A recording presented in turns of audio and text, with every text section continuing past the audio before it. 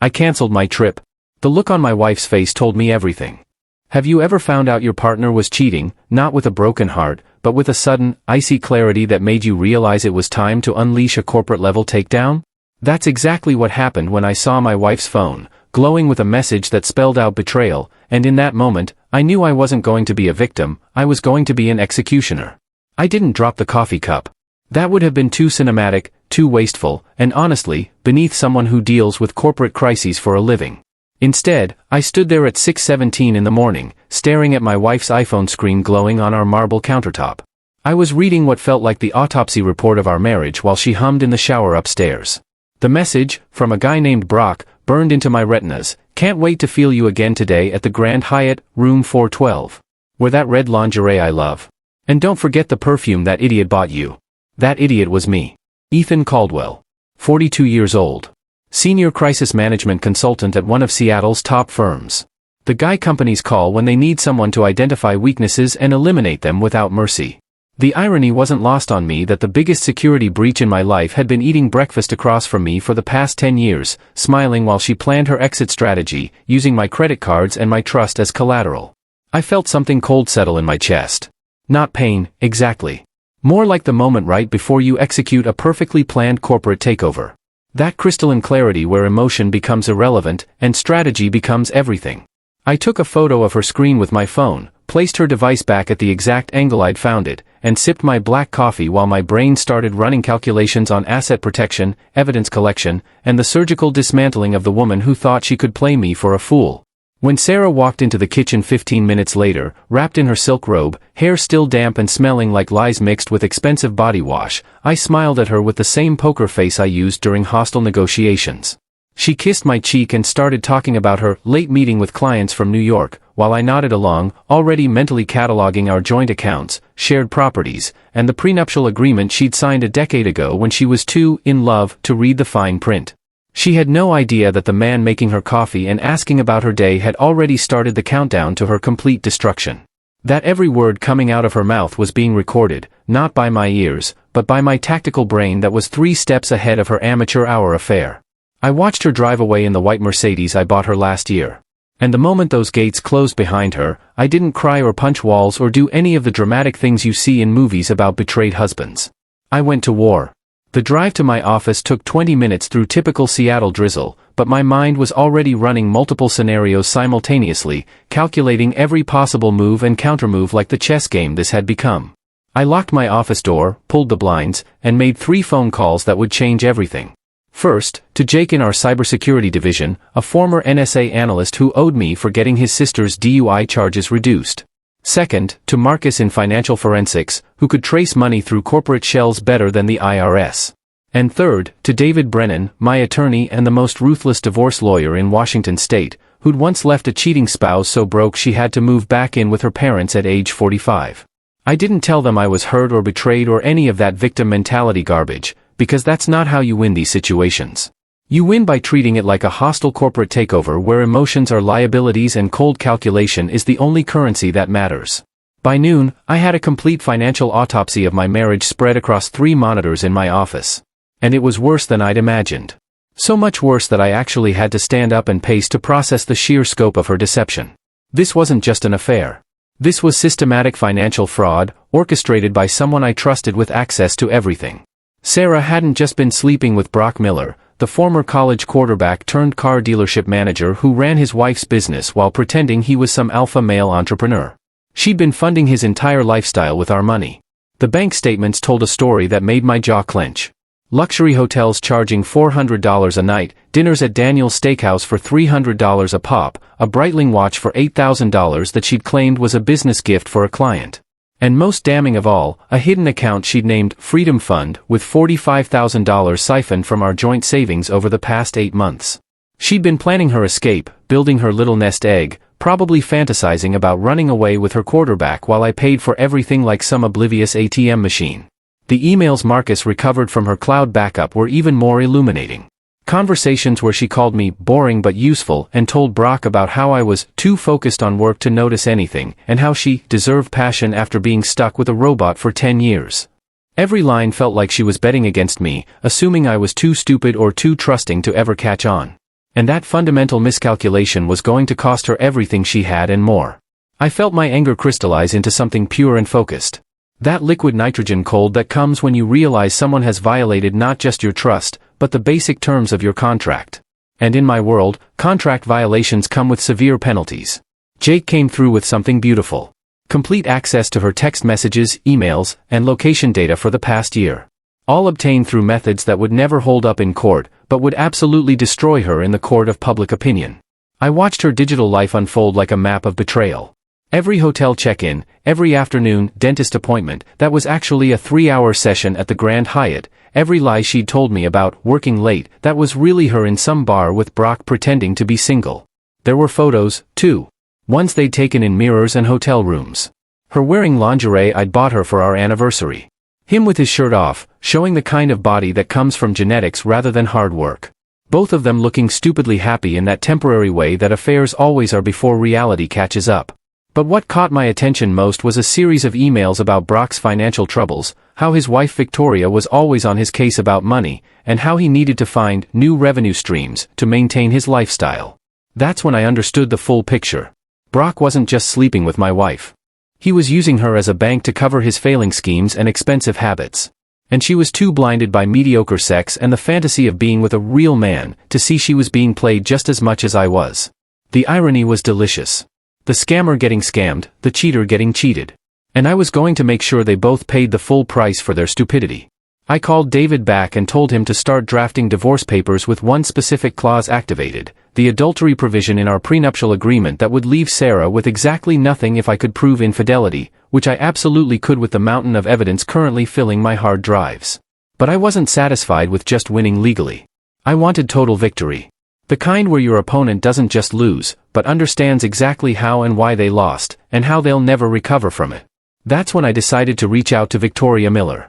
Getting an appointment with an assistant district attorney isn't easy, but I had leverage in the form of a case I'd consulted on 6 months ago involving corporate fraud that had made her look very good in the press. I called in that favor and found myself in her office at 4:30 that afternoon, facing a woman who looked like she'd been carved from ice and disappointment. Victoria Miller was 40 years old, rail thin in that way that comes from stress rather than yoga, with short dark hair and eyes that had probably stopped believing in fairy tales around the same time she realized she'd married a man-child. She looked at me with the kind of professional skepticism prosecutors develop after years of listening to people lie. And I respected that, because I was about to give her something she wouldn't expect, the complete and documented truth about her husband's betrayal and criminal activity. I didn't waste time with pleasantries or play the sympathetic spouse card, because that would have insulted both of us. I placed a manila folder on her desk and said, in the same tone I used for hostile board meetings, "Your husband is sleeping with my wife, but that's not the real problem here. The real problem is that he's been using funds from your automotive business and my family accounts to run what appears to be a money laundering operation through his dealership service department." I watched her face carefully as she opened the folder, saw the progression from surprise to fury to that cold professional mask that meant she was already calculating her next move. The documents Jake had pulled showed Brock accepting cash payments for vehicle services, reporting lower amounts to the IRS, and pocketing the difference, a classic scheme that morons always think they're the first to invent. He'd also been using a company card Victoria had given him for business expenses to pay for hotel rooms and gifts for Sarah, which meant he was not only cheating on his wife, but stealing from her business to do it. Victoria read through everything twice, her jaw getting tighter with each page.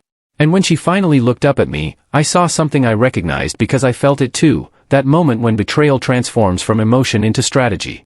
She asked, in a voice that could cut glass, "What do you want from me, Ethan?" And I gave her the answer I'd been preparing since I walked in. "I'm going to destroy Sarah financially and socially, and you're going to destroy Brock legally and professionally, and we're not going to get in each other's way while we do it."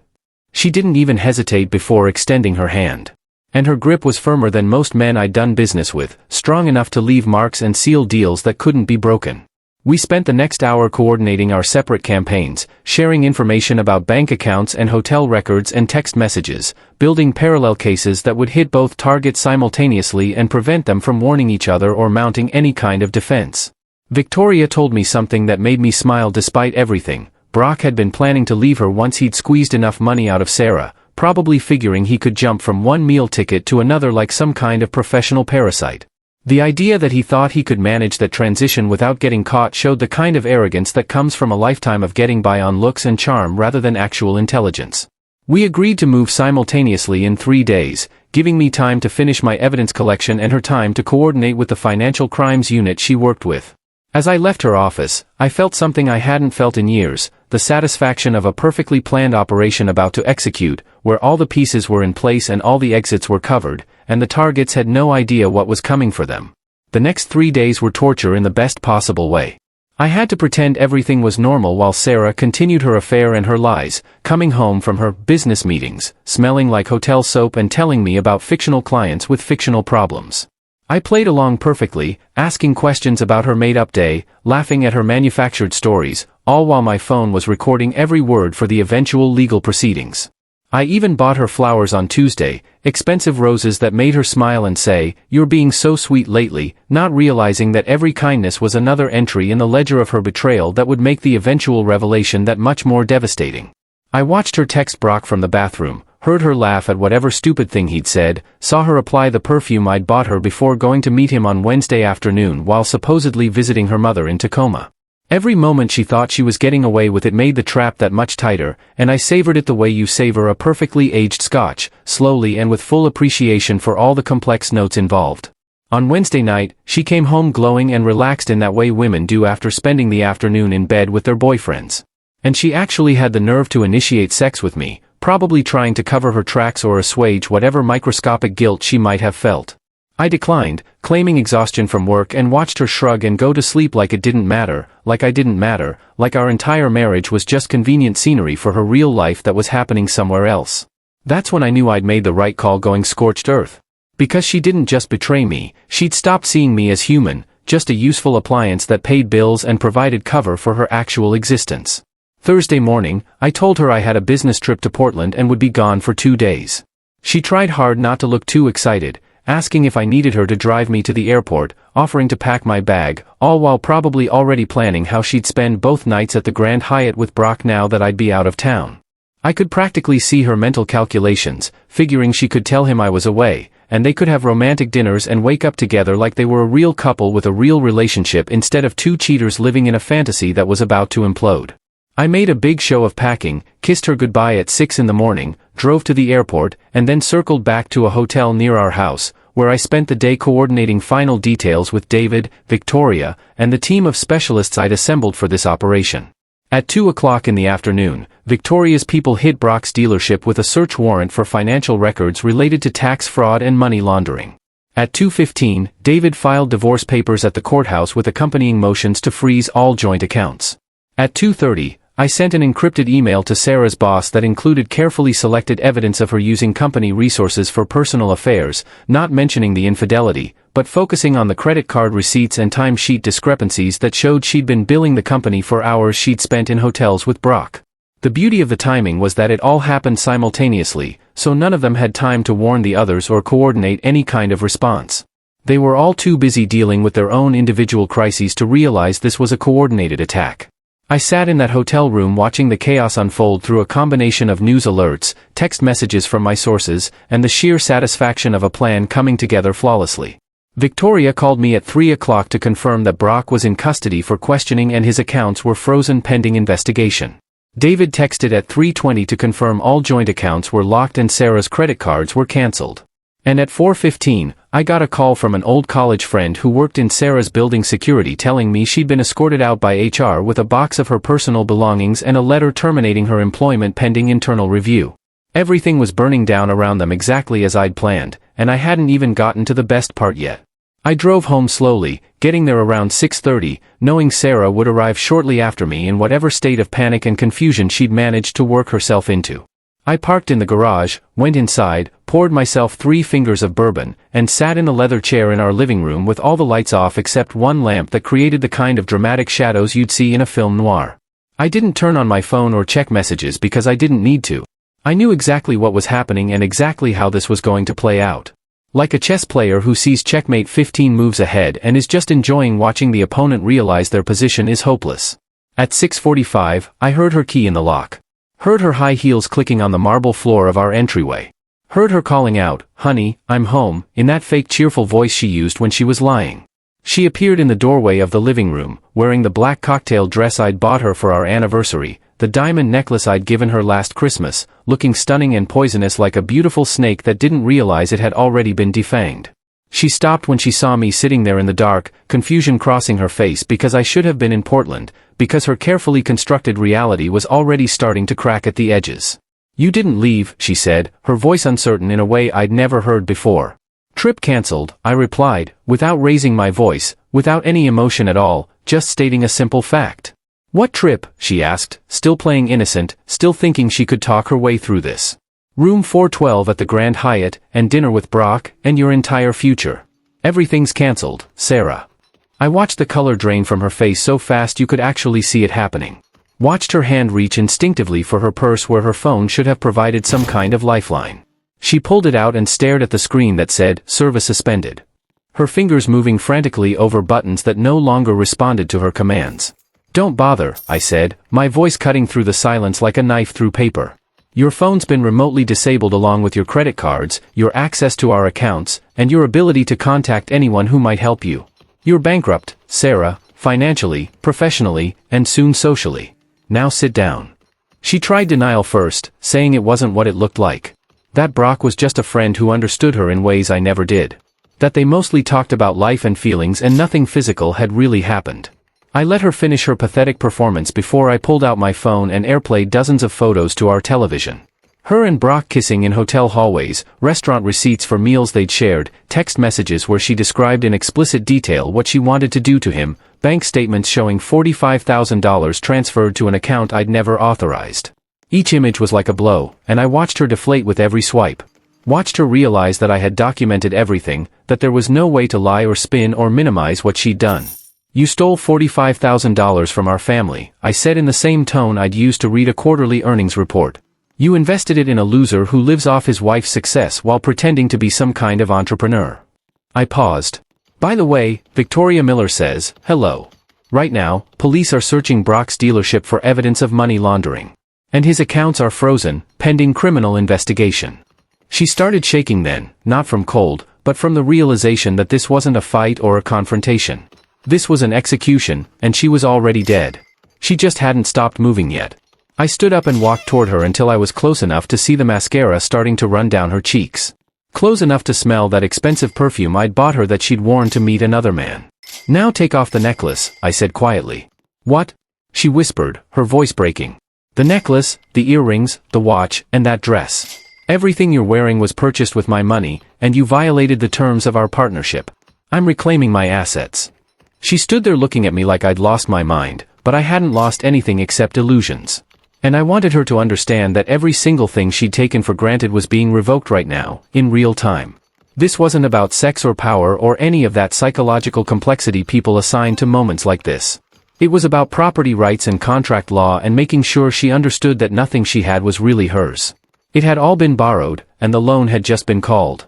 She removed the jewelry with shaking hands, slipped out of the dress she'd worn to meet her lover, stood there in her underwear, holding a pile of expensive items that no longer belonged to her while tears ran down her face, and her whole body trembled with the understanding of how completely she'd miscalculated. "You're cruel," she managed to say through her crying. "No, Sarah, I'm fair, and that's much worse." I let her stand there another minute before telling her to go upstairs and put on regular clothes. That we weren't done with this conversation, but I wasn't going to continue it while she was dressed like she was going to seduce someone. She fled to the guest room, not our bedroom, because she understood instinctively that she no longer had access to that space. And I heard her sobbing through the door while I calmly sent messages to David confirming the next phases of our plan. 20 minutes later, she came back down wearing jeans and a sweater, her face blotchy and swollen, looking like a stranger in a house she'd lived in for a decade. I explained the situation to her in clear, simple terms that even someone in shock could understand. She would sign away all rights to our joint property in exchange for me not pressing criminal charges for the theft of marital funds. She would accept full responsibility for the affair in our divorce filing, triggering the adultery clause in our prenup that gave her exactly nothing from our 10-year marriage. She would vacate the house within 7 days and take only personal items that she'd brought into the marriage or that I specifically designated as hers. Any attempt to contest these terms would result in me pursuing criminal prosecution, providing evidence to the media, and ensuring she never worked in Seattle again. I laid it all out like a business proposal, because that's what it was, a transaction where she would trade her pride and her rights for the mercy of not going to prison. She tried to argue, saying she'd get a lawyer, that no judge would allow this, that she had rights under Washington state community property law. I pulled out a copy of the prenup she'd signed after 3 glasses of champagne at our engagement party, the one my lawyer had written specifically to protect against exactly this scenario, and watched her read through provisions she'd never bothered to examine when she'd been young and in love and certain that nothing bad would ever happen to us. Section 14.3 was beautifully clear. Documented infidelity voided all claims to assets acquired during marriage, with additional penalties if said infidelity involved the misappropriation of marital funds. She'd signed it, initialed every page, even had her own lawyer review it, and now it was going to be the instrument of her complete destruction. "But I'll have nothing," she said, the reality finally sinking in. "No job, no money, no house." "You'll have your freedom," I replied. "Which is apparently what you wanted all along. The only difference is you thought you'd get it while keeping my money and my house and my reputation. Now you get it while keeping exactly what you contributed to this marriage, which was nothing." She spent that night in the guest room, and I slept better than I had in months, knowing that the source of my stress and betrayal was contained, that the problem had been identified and was being systematically eliminated. The next morning, I allowed her to go into our bedroom to gather personal items while I supervised, making sure she didn't take anything that wasn't explicitly hers or that had been purchased with shared funds. She packed 2 suitcases with clothes and toiletries, tried to take some jewelry that I reminded her came from me, attempted to claim a laptop that was registered to my company. Every attempt to grab something that wasn't hers was another small lesson in how completely she'd lost, how thoroughly she'd gambled and failed. While she packed, I went ahead with the social destruction phase of my plan. I didn't post anything on social media or send out mass emails. That would have been crass and beneath someone of my position. Instead, I simply showed up at the country club for our regular Thursday poker game. And when someone asked where Sarah was, I paused, looked at my cards, and said, in a conversational tone that carried perfectly in the quiet room, Sarah decided that investing in aging quarterbacks was more worthwhile than investing in our family. Unfortunately, she used my money and my trust to fund that decision. That was all it took. 5 seconds of carefully chosen words, and the information spread through our social circle faster than any press release could have managed. By the end of the evening, my phone was full of messages from friends and business associates expressing shock and support. While Sarah's phone, once she got service restored, was probably full of silence, as every person she'd counted on for social capital decided she was too toxic to associate with. I'd effectively made her radioactive in Seattle society, not through lies or exaggeration, but through simple truth delivered at the right time to the right audience. The women in her yoga class stopped returning texts. Her supposed best friend, Lauren, canceled their standing lunch date indefinitely. The invitations to charity galas and fundraising events that used to fill her calendar dried up instantly because no one wanted to be photographed next to the woman who'd betrayed Ethan Caldwell and gotten caught so spectacularly. Social death is slower than physical death, but just as permanent in circles like ours, and I watched it happen to her with the same clinical interest I'd applied to any successful business strategy. The real entertainment came when Brock Miller showed up at my office building 3 days later, looking like a man whose entire world had collapsed around him, because that's exactly what had happened. Victoria had filed for divorce and seized all joint assets, including the automotive business that was actually hers. Anyway, the police investigation had uncovered not just financial fraud, but also evidence of cocaine use and distribution through his dealership service department. His reputation was destroyed. His income was gone. His wife had cut him off completely. And he'd somehow convinced himself that this was all my fault rather than the natural consequence of his own stupidity and greed. He caught me in the parking garage around 7 in the evening when most people had gone home. Probably thinking the isolated location would intimidate me or give him some kind of advantage. He was 6 feet 3 inches and probably weighed 220, all of it the kind of muscle that comes from genetics rather than discipline. And he clearly thought his size would make up for the fact that I'd outmaneuvered him at every turn. He came at me screaming about how I'd destroyed his life, how I'd turned his wife against him, how I'd ruined everything he'd built, which was hilarious considering he'd built exactly nothing and had been living off Victoria's success for his entire adult life. "You rat in a suit," he yelled, his face red with impotent rage. "You set me up with Victoria." He swung at me, a wide, telegraphed haymaker that might have worked on drunk college kids 20 years ago, but was laughably easy to avoid for someone who'd been training in boxing 4 times a week for the past 5 years.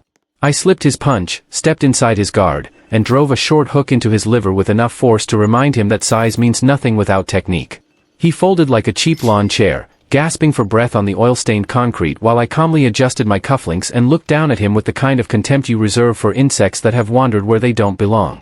"You played adult games, boy," I said, crouching next to his gasping form. "You reached into the wrong man's pocket. If you come near me or my property again, I'll make sure you go to prison, not for fraud, but for something much worse. I know where you keep your powder, Brock, and I know exactly who you've been selling it to." That was a bluff. I hadn't actually found evidence of him dealing drugs, but his reaction told me everything I needed to know. His eyes went wide with fear, and his mouth opened like he wanted to deny it, but couldn't get the words out past his panicked breathing. The alpha male act evaporated instantly, replaced by the coward underneath who'd always been there, who'd never faced real consequences for anything, and suddenly realized he was in over his head. I left him lying there next to my Lexus, defeated and pathetic, while I drove home listening to Mozart and feeling absolutely nothing about the encounter except satisfaction that another problem had been efficiently solved. The final week Sarah spent in what used to be our house was designed specifically to break her remaining will to resist.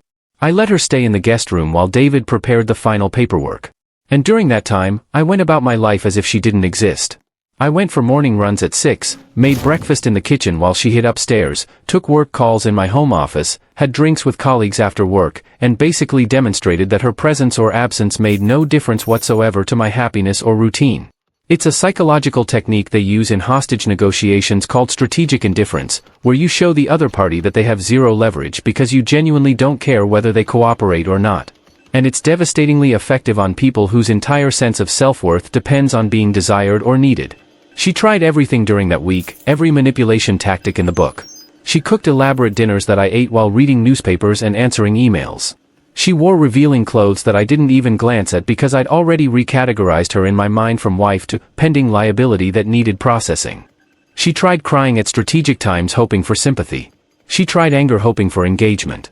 She even tried seduction one desperate night when she appeared in my bedroom doorway wearing lingerie I hadn't bought her, which meant Brock had purchased it, which meant she was trying to seduce me while wearing another man's gift, which was so pathetically miscalculated that I just stared at her until she left without saying a word. But the worst torture for her, I think, was hearing me laugh during phone conversations with friends, hearing me plan future trips and business deals, hearing me live a life that was getting better without her in it.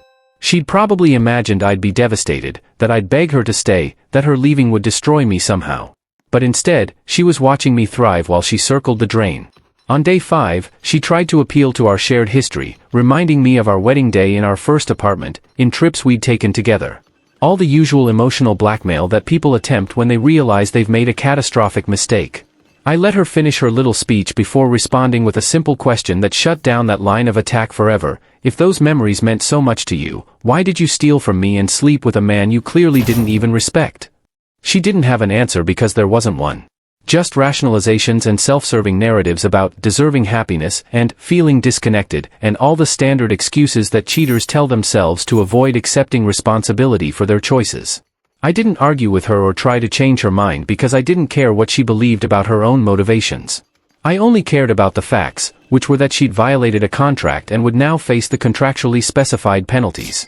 By day 6, she'd stopped trying to engage me at all. Just moved through the house like a ghost, collecting the few possessions she was allowed to keep. Her movements getting smaller and quieter as the reality of her situation became undeniable. The final night arrived with the typical Seattle rain that had started around noon and showed no signs of stopping. I'd had her packed suitcases placed on the porch while she was in the shower. A not-so-subtle signal that her time in this house was finished and she needed to accept that and move on. When she came downstairs at 8 o'clock in the evening wearing jeans and a simple jacket, the only clothes she had left that weren't designer items I'd purchased, she found me standing in the foyer with a signed divorce agreement in my hand and zero expression on my face. She looked at the open front door, at her suitcases getting soaked on the porch, at me blocking her path to anything she might want to take with her. And I saw the moment she finally understood that this wasn't negotiable, that there would be no last-minute reprieve or romantic reconciliation or anything except her walking out that door into whatever life she'd earned through her choices. "Ethan, I have nowhere to go," she said. And I heard genuine panic in her voice for the first time. "My mother said she's ashamed of me. Brock is under investigation. I don't have enough money for even a cheap motel room. I looked at her without any sympathy or anger, just the clinical assessment you'd give a failed project that needed to be closed out and archived. She was 35 years old, college-educated, physically healthy, and had spent the past decade living off my success while contributing nothing except liabilities and problems I was still cleaning up. The idea that she expected me to feel sorry for her now after everything she'd done and every choice she'd made was almost insulting enough to make me laugh. "You're 35, Sarah. You have working hands and working legs. Welcome to the real world where actions have consequences and sympathy isn't a currency anyone accepts anymore. Will you ever forgive me?" she asked, and I heard hope in her voice, like she still believed there was some future scenario where this all got resolved and we went back to normal. "No," I said, and I let that word hang there for a few seconds before continuing. "I'll forget you. That's much worse." I closed the heavy oak door before she could respond. Heard the lock click with a satisfying finality that marked the end of this chapter in my life. Through the thick wood, I could hear her screaming my name. Could hear her crying and pounding on the door. But the sound was muffled and distant, like something happening in another dimension that had nothing to do with me anymore. I walked to the kitchen, poured myself a glass of water, and looked around at the quiet, empty house that finally felt clean for the first time in months. The marble countertops were clear. The furniture was mine. The air itself seemed lighter without the weight of her presence and her lies.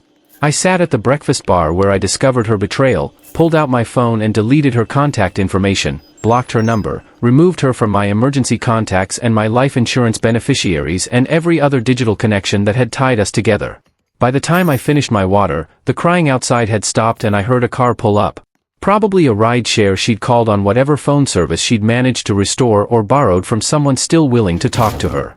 I heard her suitcases being loaded, heard the car drive away, and then there was nothing but silence and rain and the profound satisfaction of a problem solved completely and permanently. I went upstairs to my bedroom, the master bedroom that was mine alone now, and slept for 9 straight hours without waking once. The deep, dreamless sleep of someone who'd completed a difficult task and had nothing left to regret or worry about. The next morning, I woke up at 6 as usual, went for my run through the wet Seattle streets, came home to a house that felt twice as large and infinitely more peaceful, and started making plans for the next phase of my life. I had David begin the process of removing Sarah's name from every document and delete an account we'd ever shared.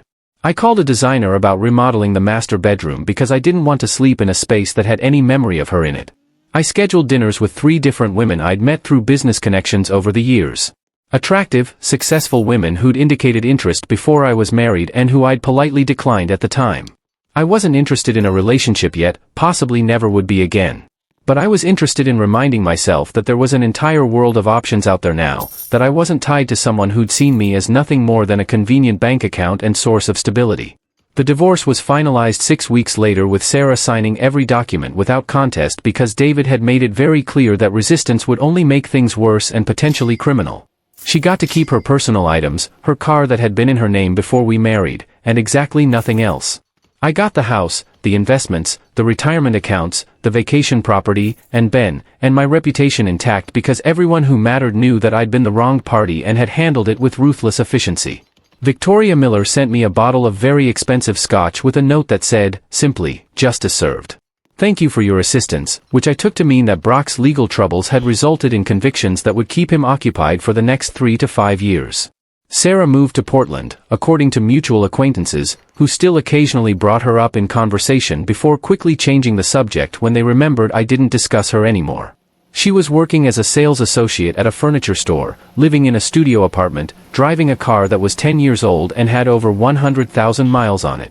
Her social media, which I checked exactly once out of idle curiosity, showed a woman who looked 10 years older than she was, posting inspirational quotes about fresh starts and learning from mistakes. The digital equivalent of whistling past a graveyard. I felt nothing looking at those photos. No satisfaction and no regret. Just the mild interest you might feel watching a documentary about extinct animals that once roamed the earth but were now gone and irrelevant. I rebuilt my life methodically and without hurry, treating it like any other project that required careful planning and execution. I renovated the house room by room, erasing every trace of our shared history and replacing it with spaces that reflected only my preferences and my future. I took up sailing, something I'd always wanted to do, but Sarah had complained was boring, and found I had a natural talent for reading winds and tides. I established new routines with new people. Joined a different country club where nobody knew my marriage history.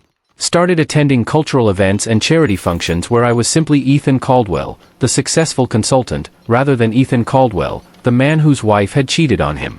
Within 6 months the story had been absorbed into Seattle's collective memory as just another cautionary tale about greed and stupidity. And within a year, most people had forgotten it entirely, which was exactly what I wanted. I never contacted Sarah again.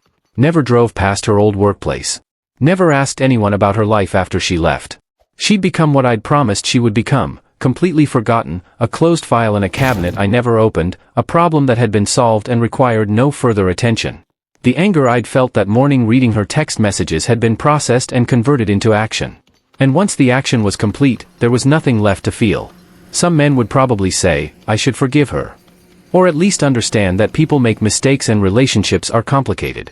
But those men have never had someone systematically steal from them while laughing about how stupid they are for not noticing. They've never had to rebuild their sense of trust from absolute zero, never had to accept that someone they'd chosen to build a life with had seen them as nothing more than a resource to be exploited. 3 years later, I remarried, this time to a woman named Catherine, who ran her own architectural firm and had a prenup ready before I even brought up the subject. We had a small ceremony with 50 guests, bought a different house together that had no history for either of us, and built a relationship based on honest communication and complete transparency about finances, expectations, and what we would and wouldn't tolerate from each other. She knew about Sarah. I'd told her the whole story on our third date because I believe in radical honesty after you've been burned by lies.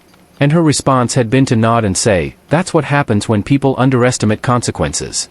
We've been happy together in the calm, stable way that comes from two people who both lived through chaos and decided they prefer boring reliability over dramatic passion. Sometimes late at night when I can't sleep, I think about that morning in the kitchen reading Sarah's messages, about the cold clarity that had descended on me in that moment. About how I'd transformed hurt into strategy and emotion into tactics. I think about the choice I'd made to go scorched earth instead of trying to work it out or forgive her or any of the other options that weaker men might have chosen. I don't regret it. Not for a second. Because she'd violated the fundamental terms of our contract. And in my world, contracts are sacred. You either honor your commitments or you face the penalties. There's no middle ground where you get to betray someone and then negotiate for mercy after you've been caught. People sometimes ask me if I think I was too harsh, if maybe I should have given her a second chance or tried to understand her perspective or shown more compassion. I usually just smile and change the subject because there's no point explaining to someone who hasn't lived through systematic betrayal that mercy isn't always a virtue. That sometimes the cruelest thing you can do is let someone avoid the full consequences of their actions. That teaching someone accountability is actually the kindest gift you can give them, even if they hate you for it. Sarah got exactly what she earned through a decade of taking me for granted and 8 months of actively stealing from me. And the fact that she didn't like the result is irrelevant to the justice of it. My life now is clean and organized and free of the kind of chaos that comes from sharing space with someone who sees you as a mark rather than a partner. I wake up every morning in a house that's mine, next to a woman who chose me for who I am rather than what I provide. And I feel that same satisfaction I felt the night Sarah left. The satisfaction of problems solved, of contracts honored, of a system that works exactly as designed when you have the courage to enforce the terms. Some people might call that cold or unforgiving or emotionally damaged. But those people have never had to rebuild their life from the ashes of someone else's betrayal. Have never had to look in the mirror and decide whether they're going to be a victim or a victor. I chose victory, and I'd make the same choice again tomorrow without hesitation. Because at the end of the day, the only person responsible for protecting your interests is you. And the moment you forget, that is the moment someone like Sarah walks into your life with a smile and a plan to take everything you've built while you sleep. I didn't let that happen. I caught it early. I dealt with it efficiently, and I moved on without looking back. That's not cruelty. That's survival. That's what happens when you underestimate someone who spent their entire career eliminating weaknesses and closing vulnerabilities and turning problems into solutions. That's what happens when you bet against a man who treats life like a chess game and always thinks 15 moves ahead. And that ultimately is what makes me sleep peacefully every night. Knowing that when I was tested, when my entire life was threatened by someone I trusted completely, I didn't break or beg or compromise. I executed the plan. I followed through completely and I emerged on the other side stronger and wiser and completely free. Sarah probably tells herself a different story now. Probably believes she was the victim of a cruel man who couldn't forgive one mistake. Probably has convinced herself that what happened to her was unfair or disproportionate. But the truth, which she'll never accept, is that she engineered her own destruction through choices that had consequences she was too arrogant to calculate. I was just the mechanism through which those consequences manifested. The force of nature that showed up when she violated natural law. The rain kept falling that night and many nights after. Typical Seattle weather that washed streets clean and started everything fresh. I stood by my window watching it fall, feeling nothing about the woman who'd driven away into it, crying, feeling everything about the future that stretched ahead of me clear and unobstructed. The house was quiet, the accounts were clean, the contracts were enforced, and life went on exactly as it should when you refuse to let other people's betrayals define your story. That's the thing about being truly cold when it matters. It's not about lacking emotion. It's about refusing to let emotion cloud your judgment when the stakes are too high for mistakes. It's about understanding that sometimes the most loving thing you can do for yourself is to walk away from someone who proved they never loved you at all, and to do it so completely that they become nothing more than a cautionary tale you occasionally remember when making future decisions about trust. 3 years later, I barely remember what her voice sounded like. Can't recall the exact shade of her eyes without looking at old photos I no longer keep. Have trouble connecting the woman I divorced with the woman I married because they seem like completely different people in my memory. The Sarah who walked down the aisle in white was someone I genuinely loved. But she disappeared long before I discovered her affair, replaced by a stranger who wore her face and used her name, but had nothing inside except greed and selfishness. The woman I destroyed wasn't my wife. She was an imposter who'd stolen my wife's identity. And once I understood that distinction, the path forward became perfectly clear. I don't miss her. Don't wonder what she's doing. Don't care if she's happy or miserable or somewhere in between. She's nothing to me now. Less than nothing, actually. Just empty space where a person used to be. And in that emptiness, I built something better, something honest, something that actually reflects who I am rather than who someone else needed me to be. That's the real victory. Not the money or the house or the satisfaction of watching her fall, but the freedom that comes from cutting out cancer and replacing it with healthy tissue. Some people would say I'm bitter or damaged or incapable of real intimacy after what happened. But they're wrong, because I have a better relationship now than I ever had with Sarah. Precisely because I learned to value actions over words and results over promises. Every morning when I wake up, I remember that moment standing in my kitchen reading those messages. Remember the cold clarity that descended. Remember the choice I made to fight back instead of accepting victimhood. It reminds me that I'm capable of protecting myself, that I can survive betrayal and come out stronger. That no one will ever take advantage of me like that again, because I'm always watching, always calculating, always 3 moves ahead of any potential threat.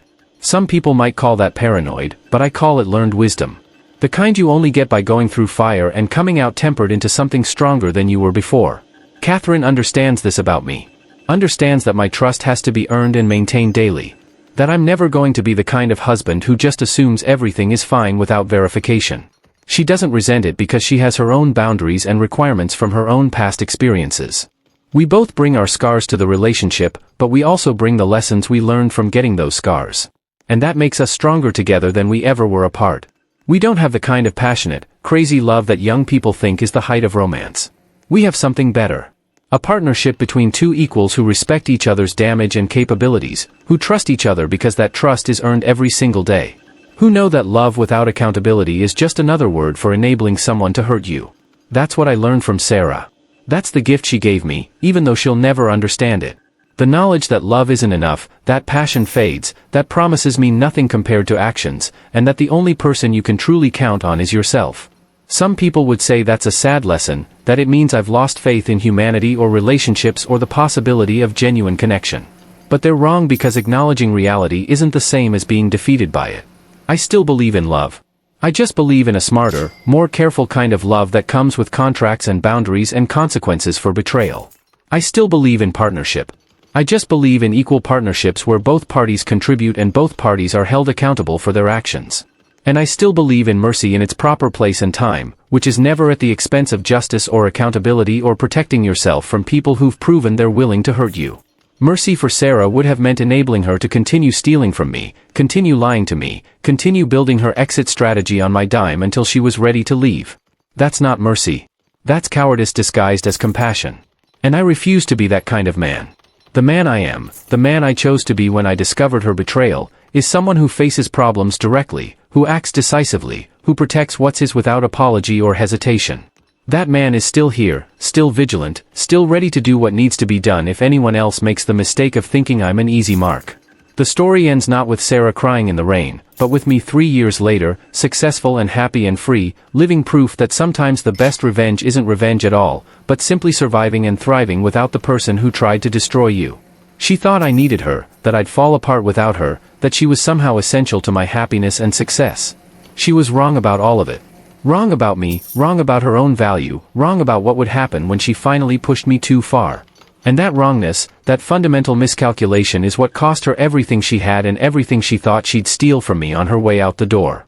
I won because I was smarter, colder, more prepared, and more willing to do whatever was necessary to protect what was mine. I won because I understood that life isn't a fairy tale where love conquers all. It's a negotiation where the better strategist wins and the loser gets exactly what they deserve. I won because when the moment came to either be a victim or be a victor, I chose victory without hesitation or remorse. And every morning when I wake up in my clean, honest, well-ordered life, I remember that I won, and that makes everything that happened worth it. Some nights I stand at that same window where I stood watching Sarah leave, looking out at the Seattle rain that never really stops. And I think about all the men who are probably standing at similar windows right now, discovering similar betrayals, facing similar choices about how to respond. If I could tell them anything, it would be this: don't waste time on pain or grief or trying to understand why someone would do this to you. Channel everything into strategy, into protecting what's yours, into making sure they understand that actions have consequences and betrayal comes with a price they can't afford to pay. Be cold when you need to be. Be ruthless when the situation demands it. And never apologize for refusing to be a victim when someone chose to make you one. That's not cruelty. That's survival. That's not revenge. That's justice. And that's not being unable to forgive. That's being smart enough to know the difference between mercy and weakness. Sarah got what she earned. Brock got what he deserved. And I got my life back, stronger and cleaner than it was before. That's how these stories should end, not with reconciliation or forgiveness or any of that therapeutic nonsense about healing and moving forward together. They should end with clear boundaries enforced, with consequences delivered, with victims becoming victors, and betrayers learning that some people refuse to be betrayed without fighting back. The rain falls, the city sleeps, and I stand in my house that's finally mine in every sense of the word. Feeling the peace that comes from problems solved and contracts honored and a life rebuilt on honest foundations. This is what winning looks like. Not some Hollywood ending with violin music and embrace, but a quiet night alone where you look around at everything you've protected and think simply, I handled that correctly. I made the right choices. I became stronger instead of bitter, careful instead of paranoid, selective instead of cynical. And that's the real ending to this story. Not Sarah crying in the rain, but me standing in the dry warmth of my own space, satisfied and complete and ready for whatever comes next. What about you? Have you ever had to choose strategy over emotion in a moment of deep betrayal? Or do you think forgiveness is always the answer, no matter the cost? Let me know your thoughts in the comments below.